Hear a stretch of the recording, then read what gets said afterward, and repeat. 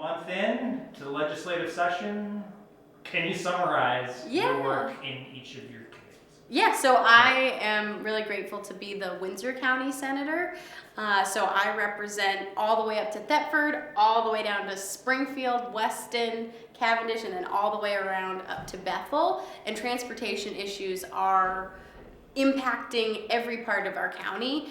We have folks who travel via car, electric car, bike, walk, take the train, take the bus. We don't have an airport other than the Springfield airport, but we have all sorts of ways that people travel on our roads and bridges. So being on the Transportation Committee felt like the right fit for me, especially since I'm from White River Junction, and we are the junction for all of those different kinds of transportation travel needs.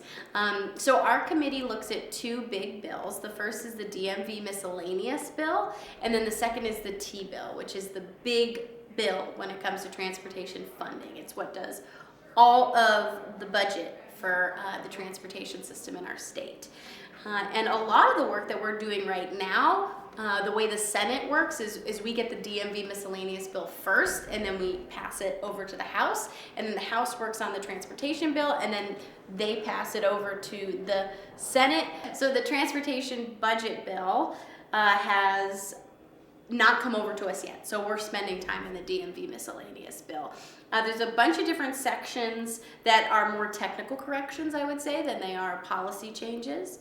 But one of the bills that I'm hoping we include in the DMV miscellaneous bill is a bill that I've sponsored called S66, and that is a road noise pollution prevention bill. So it looks at types of mufflers that Vermonters have on their vehicles and not modifying those mufflers to increase the sound. It looks at air braking technology and how can we limit the noise of air brakes, which are that kind of jackhammer noise you hear on the highway. And it also sets up a system for citizens to report noise and repeat offenses of loud noise. There's a lot of evidence that shows that noise pollution is actually a public health crisis in addition to just being annoying. It also impacts your ability to sleep. It can really impact children, and noise pollution has a much greater effect on low-income communities in our country than wealthier income counties in our communities. So that's why I support S66 and why I want it to be in the DMV bill.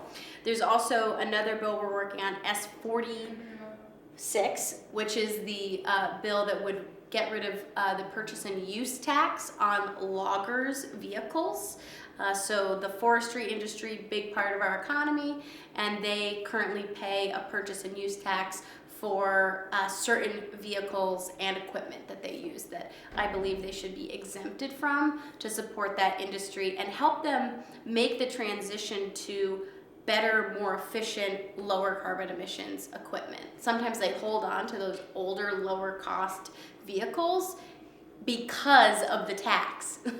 So to make them have the incentive and ability to switch over to higher efficiency, lower emissions, reduced air pollution vehicles, we need to give them some incentive. So those are the two bills within the DMV miscellaneous bill I'd like to see us add, and what we're spending a lot of time on here.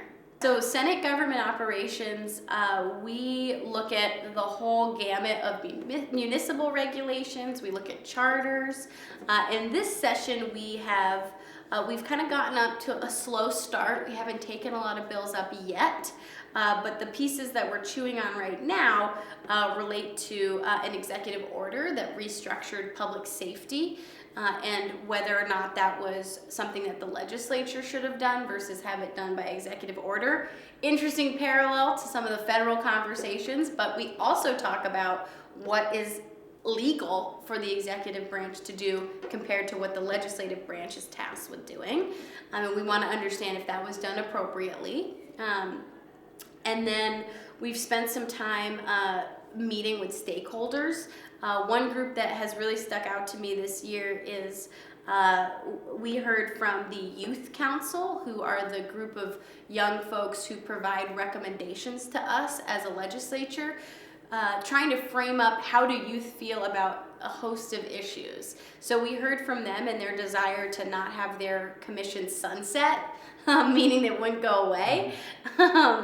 And they came so passionate, so excited, and we had to explain to them that the sunset provision is not us saying that your committee is not valuable or that the work you're doing is not valuable and you should go away, but in fact it's built into statute to prevent committees that run their charge from just continuing in perpetuity in statute. So that was an interesting group to hear from because they came in with such a clear ask and desire for change, and we were able to answer their questions without changing any legislation. We do have some work that we need to do to support local media.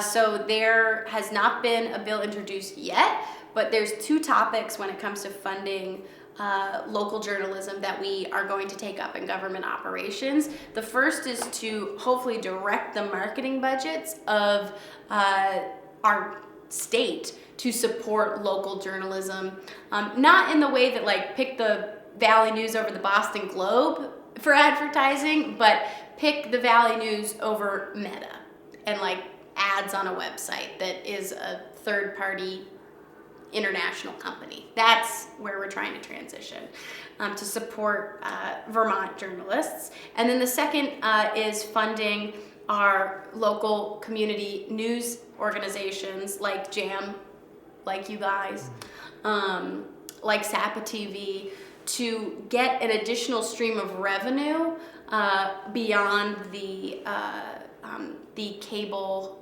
charge that is currently what funds you. So to add an additional fee on like Netflix, Hulu, those internet streaming organizations. You can email any elected leader by finding us on the legislative website. Just put in our names. My email is R for Rebecca. I go by Becca, but it's an R. So if you send it to B White, I'm not getting it. If you send it to R White, spelled like the color, at ledge.state.vt.us, it will get to me. My phone number is 802-777-4517, and I appreciate texts and calls, and as long as they're kind and considerate, I will read and respond.